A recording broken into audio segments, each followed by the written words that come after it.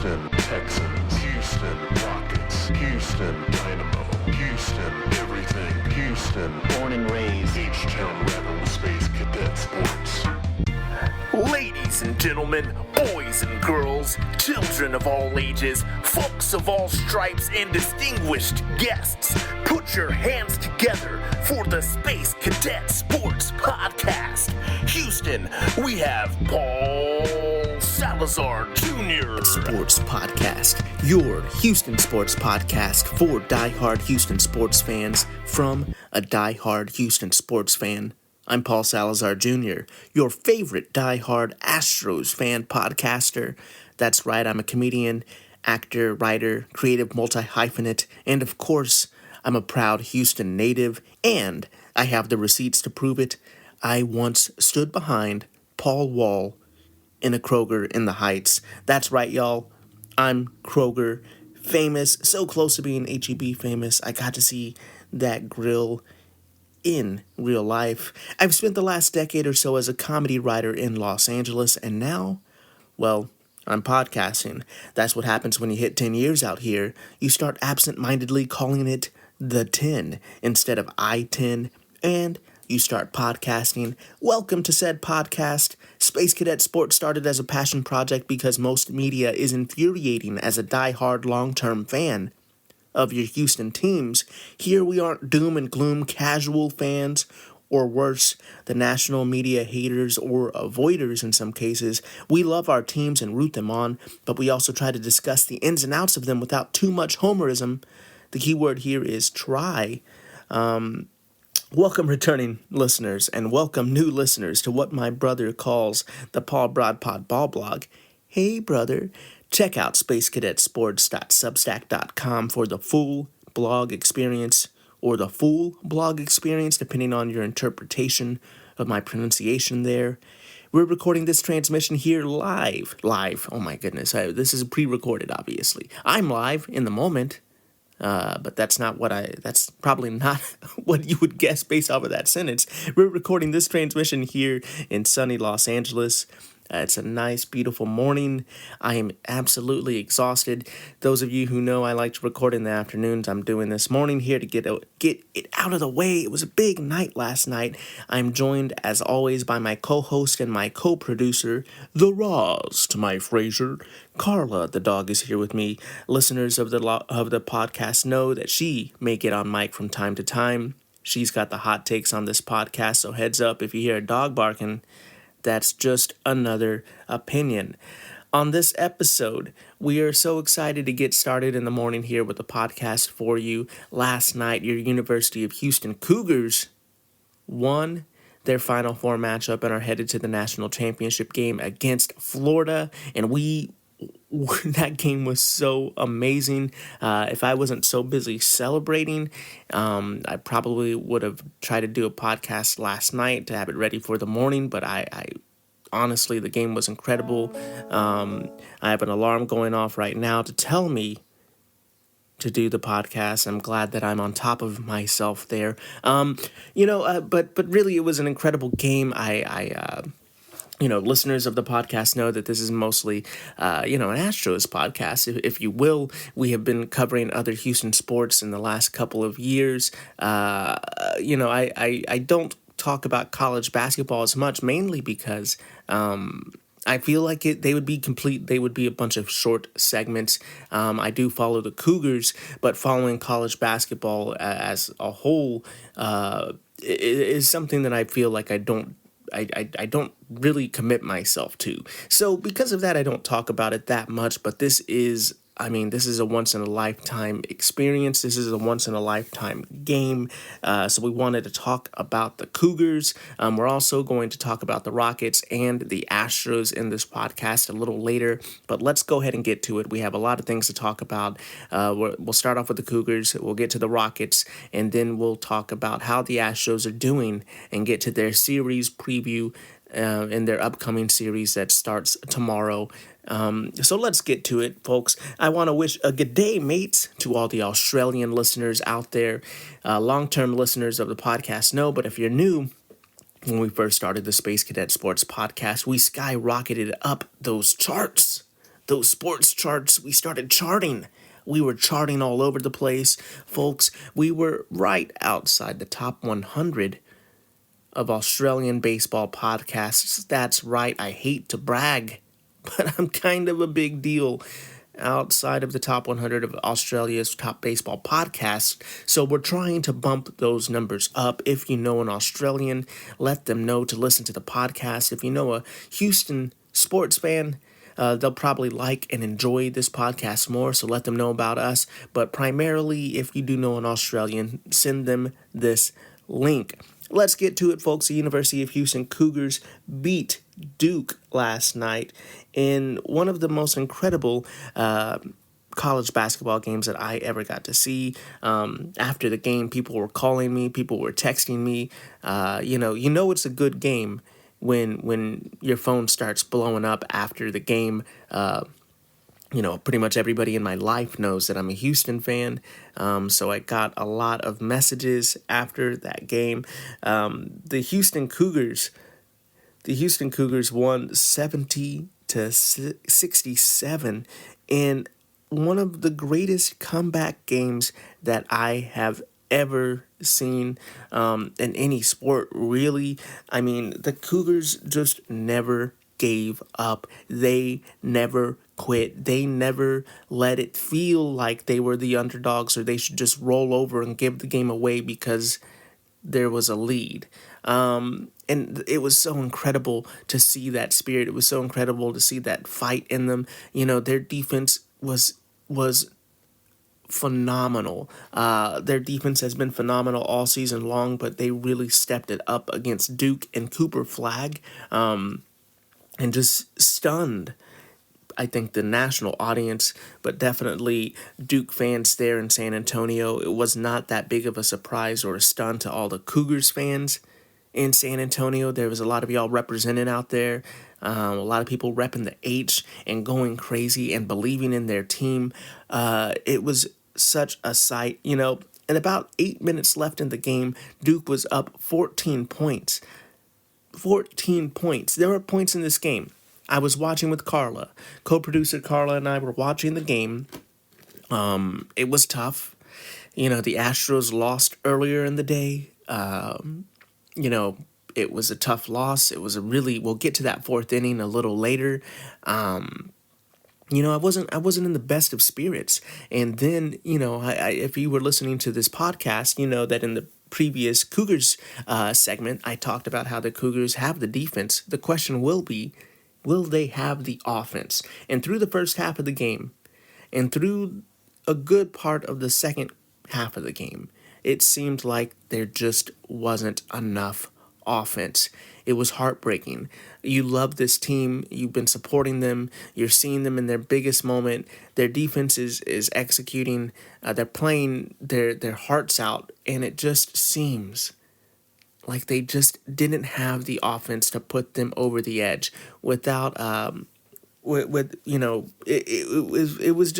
was heartbreaking, and when you kind of follow them and you cover them in the way that I do, you're kind of getting ready for the podcast, you're kind of coming up with some notes. You can't write something completely before the game ends. Anybody knows that would be a fool's errand, but you're trying to, you're just it's so heartbreaking to see this team that I love completely struggle, just not having the offense. Duke is so big. I didn't even realize. I knew they were big, but seeing them on the court against the Cougars, you really realize how big the team is overall and how they're able to impose their defense. They impose their physical presence that really helps their defense, and it just seemed like maybe the Cougars just didn't have enough. But they didn't quit. I might have in my head started trying to figure out some takes if they were going to lose this game. But the Cougars never quit. They kept playing. They kept fighting. They kept finding the right rotations. And there were moments in this game. There are plenty of moments where it just felt like, well, that was it. That Cooper Flagg 3 in the second half, that was it. We love him to death, but, that technical foul that Tugler picked up, where he touched the ball before it came inbounds. You really feel bad for the young man. I don't bring it up to be cruel. We've all had brain farts. He is playing outside of his mind. He's playing so passionately. This is one of the biggest moments of this young man's life. He just had a little bit of brain fart. It really hurt my heart to see him walk away, kind of smacking his head a little bit. I'm somebody that I can be really cruel and critical to myself. When I played sports, I was constantly just beating myself up, and sometimes not to a completely wild and damaging and worrying extent, but still, you recognize that behavior as somebody who beats himself up so much, and just quite literally in that moment. So Tugler, that technical foul, it felt so disheartening. It felt so, the head coach of the team, Kelvin Sampson, almost fell down. His knees kind of gave out a little bit, kind of as he was reacting to the technical foul. That's how I felt. I feel like that's how a lot of us felt. But you have to credit Kelvin Sampson. You have to credit Joseph Tugler. You have to credit the entire team for not letting that moment knock them off, and not letting that moment be like, well, that was a moment. I can't believe that happened, and that was a game. They kept playing. They fought tooth and nail. As long as there was time left on the clock, they knew that they could still find a way to win. They could still find a way to fight. They weren't going to let up, even if there was not that much time, and even if nobody thought that they really didn't have that good of a chance.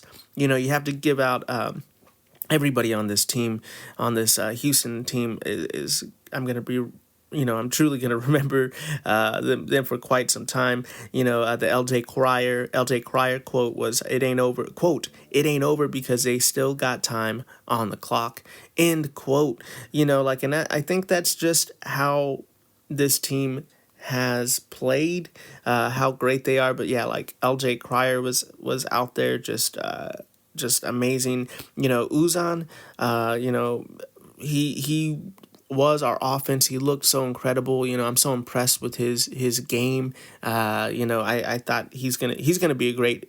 I mean, it's really hard to tell. I think he's going to be a really good NBA player. I really liked him in this game. He was the offense. You got to shout out Juwan Roberts as well, who locked down Cooper Flagg in some big moments in that big, in that big last, big shot. He really, really shut Cooper Flagg down.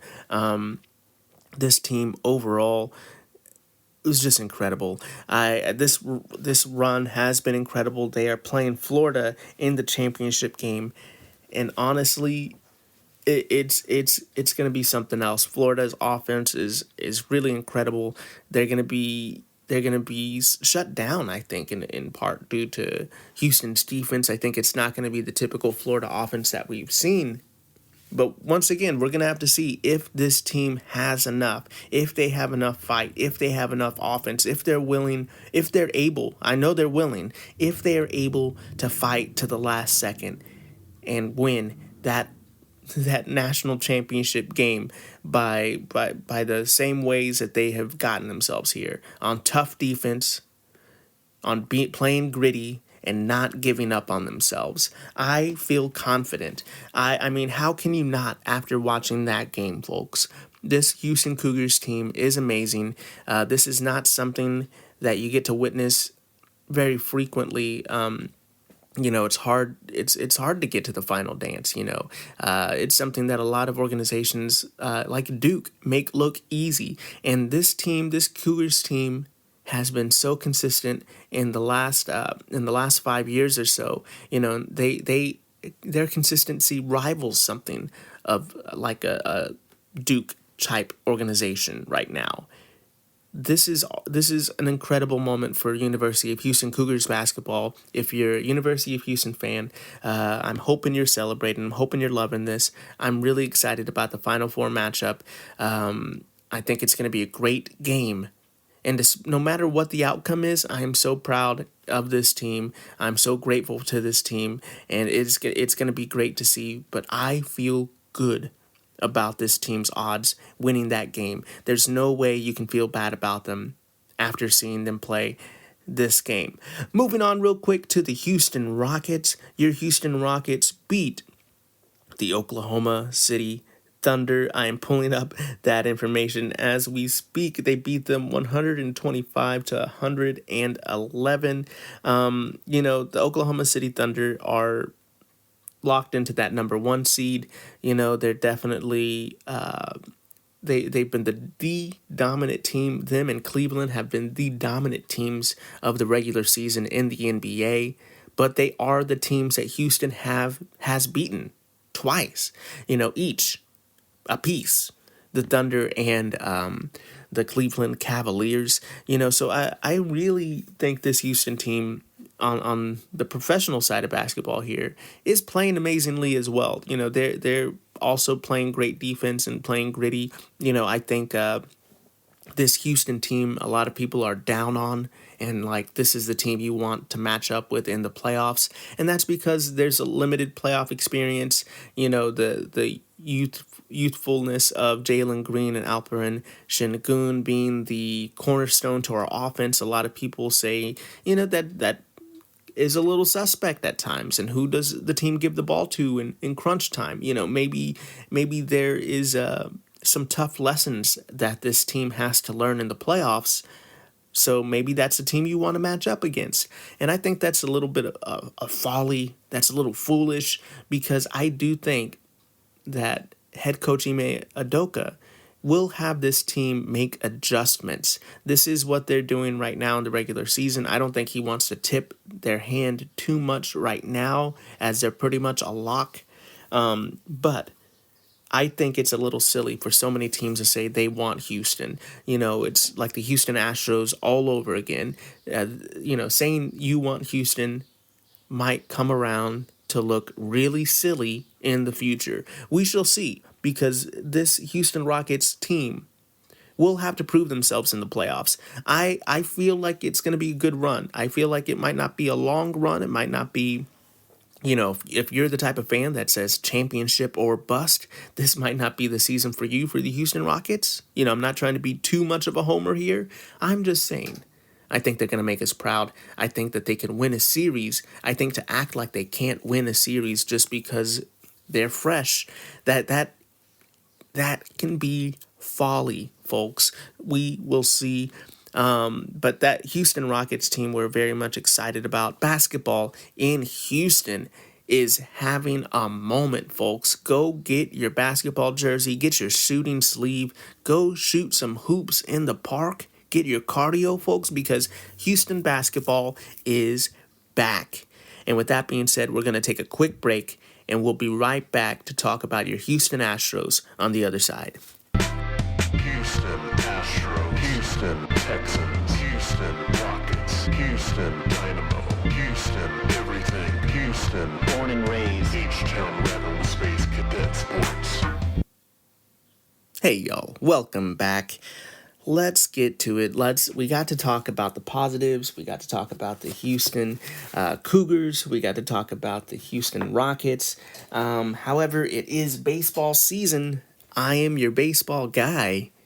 Let's talk about your Houston Astros. It was a tough day for the Astros, and Spencer Arrighetti and Jose Altuve. There was a really bad fourth inning. I think Jose Altuve wears a lot of the blame on this online. Everybody is freaking out because Altuve picked up his first error in left field. Folks, I honestly, playing his first left field in a different park, in the wind conditions that they have in Minnesota in this weather, I feel like the odds were really high that Jose Altuve was going to make his first error in this series. Everybody's freaking out. Everybody's saying, put him back in left field. What are they doing? What are they doing to Jose Altuve? This is ridiculous. Look, you have a Twitter account, and what do you do for a living? You're you are freaking out right now. I'm going to tell you, Houston, to calmate. That's right. You need to calm down. I think a lot of times, people freak out People like to put their opinion out there. I do too. I mean, I have an opinion podcast here, but a lot of Monday morning quarterbacks, a lot of people who, watch the ESPN segment and have a phone, go out there and they put their opinion out on the internet and they get people all riled up. And I'm here to tell you to calm down, because first of all, most fair weather fans and most of these people online, you're in Houston and Texas, it's a football town. And most of y'all treat baseball as if it's football, right? So football, you have a very limited amount of games. There's 16, 17 games a season. Getting more on the horizon as NFL wants to expand, of course. But you're judging this off of as if it is a football game, as if it is a dropped pass. And you have to think about the fact that there are 162 games in a baseball season. There are 9 innings in a baseball season, in a baseball game for each. So what I'm trying to say, 162 games a baseball season. For each game, there's 9 innings in that game. And each inning, on each side, there's 3 opportunities for an out. There are going to be a lot of opportunities for Jose Altuve to show that he is new at left field.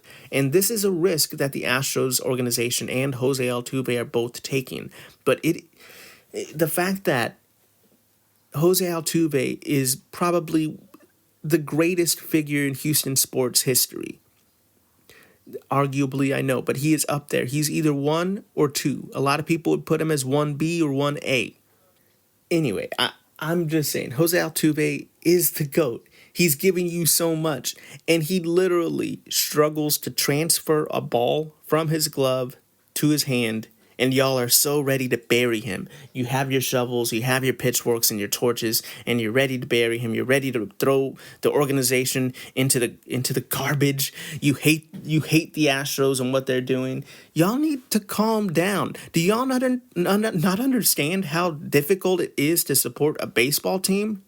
You're so spoiled by excellence that you see one error and you're ready to beat up on your favorite baseball team and your favorite baseball player. If that's your attitude, stop listening to the podcast, stop supporting the blog, go somewhere else. This is a place for positive fans, for people that actually want to support their teams. If you're the type of guy, if you're the type of person that you see Jose Altuve struggle with that one little transfer, it was one little moment in his career. He'll never want to remember it, of course, but if you're the type of person that was just waiting for that and you're pouncing on the team and the organization, I don't think you're a true fan. What you are is a hater. That's what that's called, right? What you want to have something around, and you like to have a team be your identity when they're good.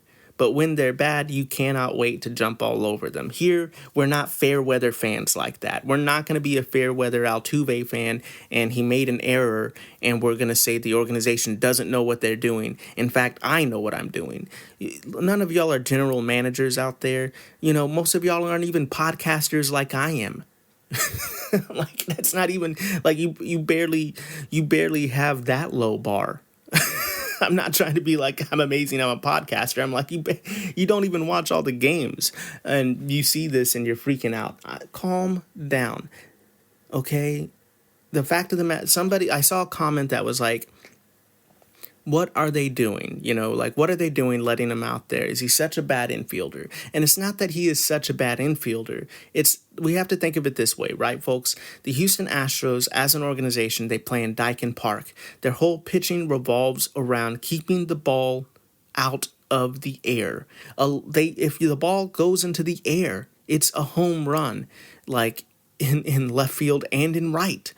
The ballpark dimensions aren't good for pitchers that give up a lot of long fly balls. So the Houston Astros organization prioritizes pitchers that get the ball on the ground, right? So when that happens, when you have a lot of ground ball pitchers, when you have somebody like Framber Valdez, you're going to need stellar infield defense. And when you don't have stellar infield defense, when the defense is just not as shiny as it used to be, kind of like last season. Last season was a tougher defensive year for you, Houston Astros. The team struggles. The pitching struggles. You can't just give away easy hits. So you value infield defense. You have a Gold Glover in Christian Walker. You have a Gold Glover in Jeremy Pena. Yeah, he had a tough season last year, but he's improving. It could have just been the yips. He was still a young player. You have you have a Gold Glover in Brendan Rodgers, honestly. You have a great depth piece in Luis Guillorme and a solid defender in Isaac Paredes who can play multiple infield positions. You have a Gold Glover in Mauricio Dubon as your utility guy who can come off the bench. And supposedly he could, if you really want to have a super defensive infield, you have him there instead of Isaac Paredes. Mauricio Dubon at third, I should say, instead of Isaac Paredes. And you have an all-Gold Glove infield. So that is what's happening. We want and prioritize great infield play. Jose Altuve has been known for good to really good defensive play. He has won a Gold Glove, but it definitely is not one of his stronger attributes. He has to, he definitely can have some tougher plays on the infield. And as he's getting older, as an organization, the Houston Astros were thinking, what if we find a way to still use Altuve where we don't have to just have him as a DH? What if he splits time in left field with our short left and in second and DHs? That provides a lot of flexibility and versatility for Altuve. It keeps our offense, it keeps our personnel management flexible because Altuve plays multiple positions. As we are transitioning this season to new look Astros with Bregman gone, with Tucker gone, with Presley gone, maybe this is a good year to kind of rip off the Band-Aid and get Altuve learning left. I think it's a solid idea. It has to work. I'm not saying it's going to completely work and book it now. This idea is going to work and everyone's going to look foolish. I think it's a good idea. He still has to learn how to play left. He still has to learn, and you only can learn by taking reps. So he's having to learn in the game, and your reaction to our Hall of Fame second baseman being willing to learn a new position in real time in the game is to dunk all over him and dunk all over the team. And I don't think that's right, because the other alternative here would be someone like Rafael Devers, right, for the Boston Red Sox. Rafael Devers didn't want to DH. He made a huge fuss about not playing third base. If Jose Altuve wanted to hold the team hostage and say, no, I'm playing second base and I'm not going to help the team. I'm not going to help them be flexible. I am too worried about the way that I'm going to look on TV. I'm not going to do that. He could totally have derailed these plans. But we have a team-friendly player that's willing to do difficult things. We should be grateful for that. We shouldn't be dunking all over him on the internet. So I want y'all to I want y'all to calm down. If you truly watch him in left field, I think he's going to be fine. I don't think he's going to win a Gold Glove out there, but I think he's going to be fine. You look at players, you look at players all over the place. If you've been watching baseball this season, there's been so many brain farts and bad plays in the outfield. Altuve hasn't had one of those. He hasn't been doing, some of these plays out there have been atrocious. And some of them have been from newly converted outfielders, but some of them have been from people who have played the outfield and are just bad at it sometimes. Baseball is a very difficult game. There's a lot of factors in there, but I really think so many people are being unnecessarily cruel and just straight up being haters right now. And if you're an Astros fan and you're doing this, I'm going to take your fan card away. You're not a fan. You're a hater. If you see the situation that we're going through right now and your response to all this is to dunk all over Altuve and to be cruel. You can make your jokes. That's fine. I make jokes all the time, right? But if your whole thing is to literally be angry And to be frustrated by this and to be mean about it, you're a hater. And you're fair weather, you're not a fan. This guy's given us a lot. You could be okay with him learning left for a game in Minnesota in April. Plus, the fact of the matter is, Spencer Arrighetti was not looking too sharp on the mound that day, yesterday. I really think while Altuve is wearing a lot of the blame, he got the hot seat off of Arrighetti because Arrighetti, he got pulled early in the game in the fourth inning, in that terrible fourth inning. He was giving up a lot of walks. He gave up a home run. I think Arrighetti, I don't know if he was trying to nibble around the edges or if he was having control issues. But either way, Arrighetti was having some trouble throwing competitive pitches in that fourth inning. It was happening in the third inning a bit. He started off really strong. He was throwing competitive pitches. He was getting people to chase. But as the game was going on, his pitches got a little less competitive.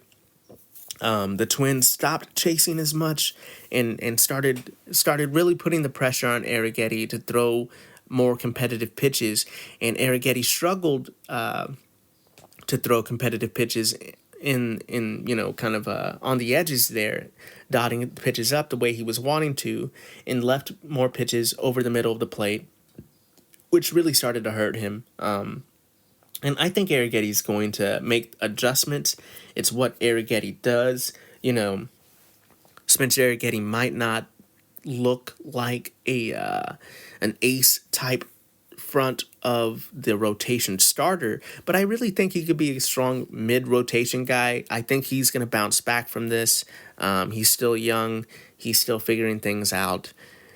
Tough game for Arrighetti. Tough game for Altuve, and just a really tough game for the Astros all around. Jose Altuve did get a home run in this game. He was able to pick up some hits. Altuve had a decent game offensively. I am loading that up right now as we speak. But yeah, the game, the Astros lost 1-6. The only offense the Astros had was Altuve's home run. He was 3 for 5 on the game with an RBI and 1 run. For all the hand-wringing people did about Jose Altuve going 0 for 5 with 5 strikeouts a couple of days ago, this is just your reminder. Jose Altuve is batting .364 with a .945 OPS. The sample size is still low, but this is Jose Altuve. So he's doing good. He's playing well. And we're over here wringing our hands a little bit about some outfield defense that we knew going into the season he was going to have to learn. We knew this. And if you didn't know this, you're a fair weather fan and you shouldn't be complaining too much. Catch up with the rest of us. The rest of the lineup for the Astros wasn't very great. It was a tough day at the office for the lineup, only getting 9 hits in the game, which you think would be good for more than 1 run. But the thing about the offense once again was timely hitting. They were 1 for 10 with runners in scoring position. They left 11 on base. I'm really hoping that we don't have to talk too much about timely hitting this season again. But right now, the Astros hitting has been struggling. 9 hits in the game with 13 strikeouts. Once again, another high strikeout game for this team. I think the high strikeouts are coming from the fact that the Astros offense is kind of trying to find a way to be more aggressive. They're trying to find a way to see more pitches and to have longer at-bats. But I think right now it's turned into high strikeouts, which hasn't been how the team has operated very much offensively for the golden era of the Astros. So this is indicative to me that the hitting coaches are trying to make adjustments and the hitters are making adjustments a bit, but we need those strike rates to go lower. I think that will get closer to how the Astros normally play in the next couple of weeks. I don't anticipate this being a problem. I think the strikeout rate will go lower as the season goes on. But I do think this is indicative of new kind of hitting philosophy being coached and impressed on the team. I want to see more walks. I've said this before. We need higher walks. We need lower strikeouts. I like the fact that the team is seeing more pitches. I like the fact that the team is being more patient.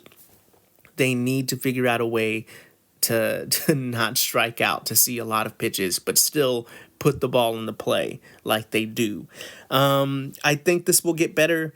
I think I think the Astros do well against a pitcher like Joe Ryan, and they tend to do a little worse against a guy like Bailey Ober. Not only is Ober a giant of a man with great extension, he also gets a lot of chase and his breaking pitch and off-speed pitch is where all of his run value is from. The Astros love hitting fastballs. So in order to do a good job against Bailey Ober, they've got to get something hanging or something over the plate. And, sometimes they're just out there chasing fastballs.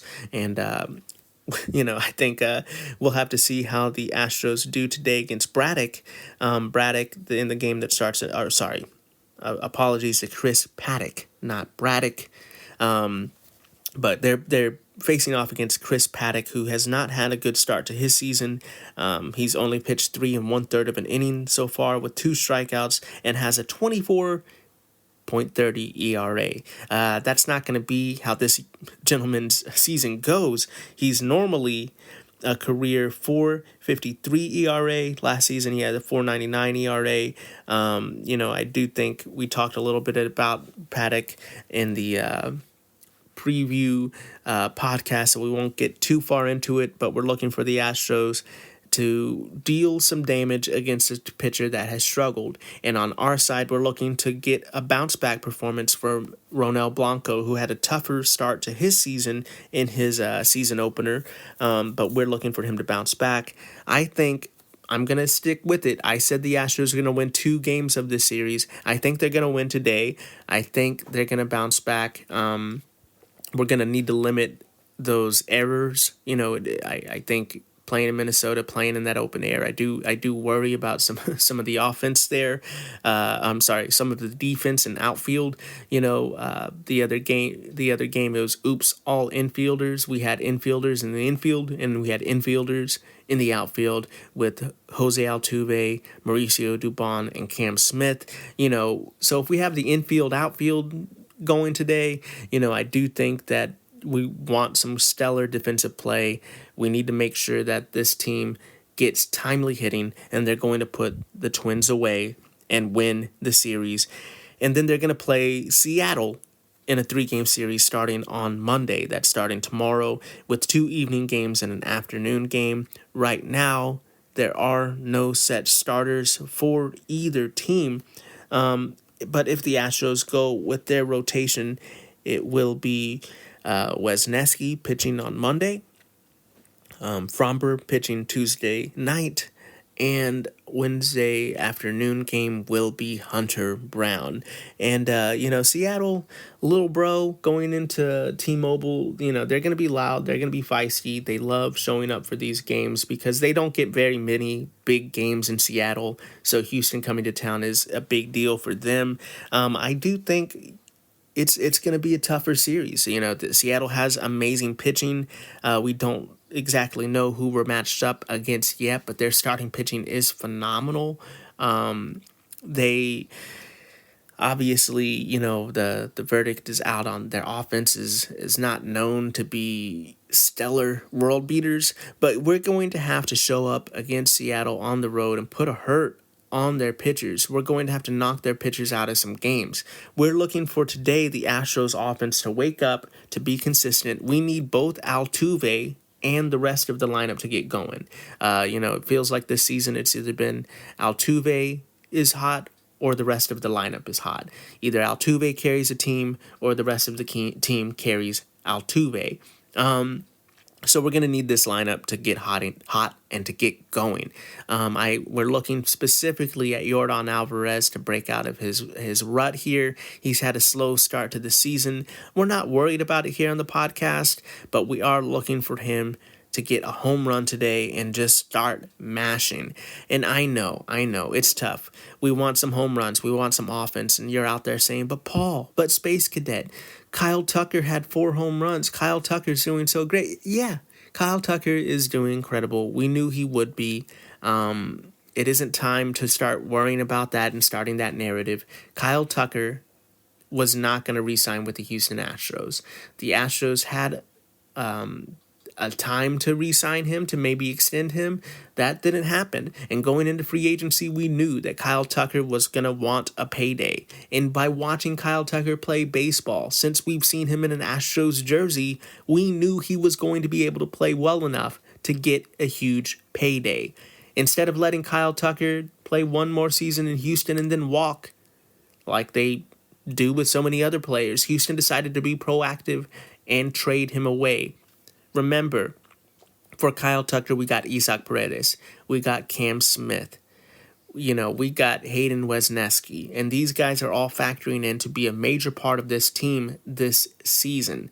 So yeah, we can say we could use those home runs, but I mean, Martin Maldonado has a home run this season. So we're saying, by that logic, should we also have Martin Maldonado on the team? Should Yordan Alvarez start being more like Martin Maldonado? No, it's really silly to compare apples and oranges. It's really silly. It's a ridiculous argument.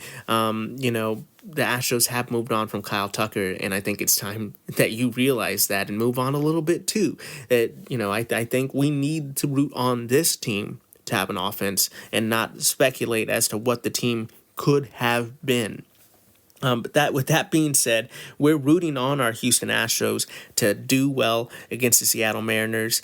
Once again, I'm going to call for another 2-1 Astros win against the Mariners. We need it, and I am calling for it. Wrapping up the podcast here with the Dynamo Corner real quick. The Dynamo did beat LAFC last night to help put a cherry on that cake for me. Another Houston win. The Dynamo won 1-0 against LAFC. It was a hard-fought game. It was a tough game. Jack McGlynn got the goal in the 58th minute. We'll have to see how the Dodgers. Oh my goodness! We'll have to see how LAFC fans bounce back from this. There's been a lot of tears. I think the Dynamo are going to have a longer season, like I've been saying in the podcast, but it's nice to see them get a big win at LAFC and hopefully start to climb out of the hole that they've put themselves in. But this is their first win on the season. We're hoping that they could figure it out and start playing better and use this win as kind of a turning point for their season. And with that being said, that's going to do it for this transmission, Space Cadets. Thank you so much for listening to the podcast. Please like, rate, review, subscribe, share, bop it, kick it, smash it. Hit all of those buttons for me. I really do appreciate it. We are a small podcast and we only go as far as our listenership takes us. So please hit those buttons for us. We are supported by listeners like you. So please share with a Houston fan or an Australian in your life and give us a 5-star rating wherever you listen. Please check out the Substack at spacecadetsports.substack.com. You can put your email into that field. You get every podcast, every article, every meme dump emailed to you directly for free. Right now, everything is on the website. Nothing is behind a paywall right now. So while that is happening, come take advantage of that and become a subscriber. Or if you'd like, you're like me, download the Substack app. Hit that you want notifications instead of emails. And you get a notification on your phone pop up instead of an email, and you can follow along the season that way. Every article, every podcast, and every meme dump is a notification. I really like that out, so download the Substack. I really like that. I prefer that one, I should say. I like the Substack app. Download the Substack app, search Space Cadet Sports, and click you want notifications. Let me know how you feel about the Astros. Let me know if you are a Altuve hater.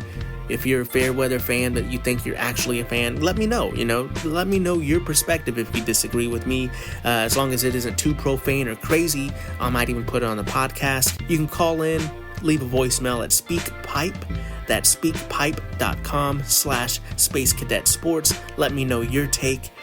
If you're like me and you want some more weird jokes, you can find me, Paul Salazar Jr., on social media making jokes, memes, arts, podcast arts. Yeah, I make multiple ones. Podcasts and much more at Paul Salazar Jr. On all social media platforms. PaulSalazarJr.net, because I'm nothing but net. And find my other Substack on there. I'll find all my silly stuff. And we are now selling hats. That's right. You can get an USS Smith hat on the website. Check that out either on the Substack or on the PaulSalazarJr.net. Merch is here officially. This prototype hat, we're very excited to start selling here. We have more hats and shirts on the way soon. So please consider that. If you're not a subscription person, you can rep the H and support the podcast by getting a hat or a t-shirt. So check that out. Thanks so much for listening. Remember to be the best that you can be. Keep your head up, kid. And as always, vamos Houston.